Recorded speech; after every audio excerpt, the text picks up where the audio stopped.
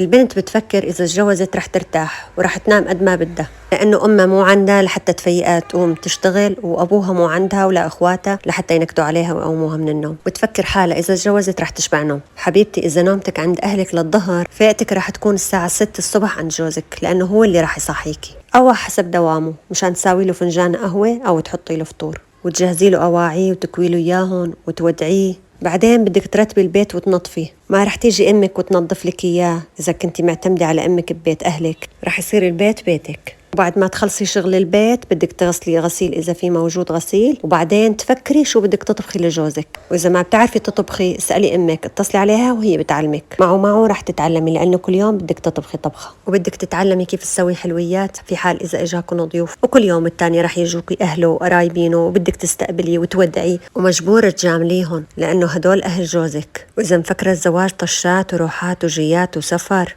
لا تفكري هيك حبيبتي، ولا يضحك عليكي خطيبك يقول لك بدنا نطش ونطلع ونسافر ونروح على تركيا ونروح ما بعرف وين. ما راح ياخدك غير على بيت أهله وعلى بيت أهلك. إذا أخدك على مطعم كتر خير الله، أصلا ما راح يفضالك، هو بالشغل وراح يجي من الشغل تعبان ويقول لك أنا تعبان.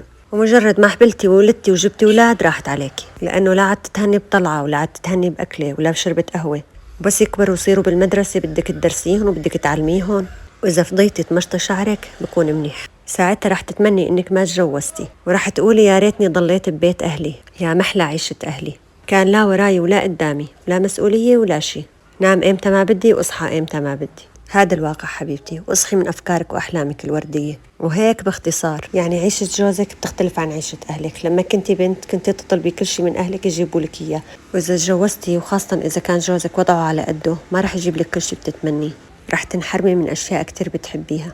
هذا وضعه، منين بده يجيب لك؟ بدك تقدري وضعه وتصبري. ويمكن يكون جوزك معه وقادر يعيشك عيشة منيحة، بس بدك تحطي ببالك أغلب اللي معاهم مصاري تلاقيهم نسونجية، أو يمكن يطلع بخيل، ويمكن الصفتين هدول يكونوا مجتمعين فيه. وبالنهاية يا إما رح تلاقي الشخص اللي يقدرك ويحترمك ويعيشك أميرة بقلبه، ويا إما رح تلاقي الشخص خليكي تندمي على الساعة اللي عرفتي فيها. يعني المسألة لا بغنى ولا بفقر ولا بدكتور ولا بمهندس، المسألة مسألة أخلاق ومبادئ وشخص يحبك ويخاف الله فيكي. لكل بنت بتفكر بالزواج بتمنى أنه تفكري وتركزي شوي بهالحكي، والزواج بالنهاية نصيب وكل واحد ونصيبه. وإن شاء الله لكل بنت بسن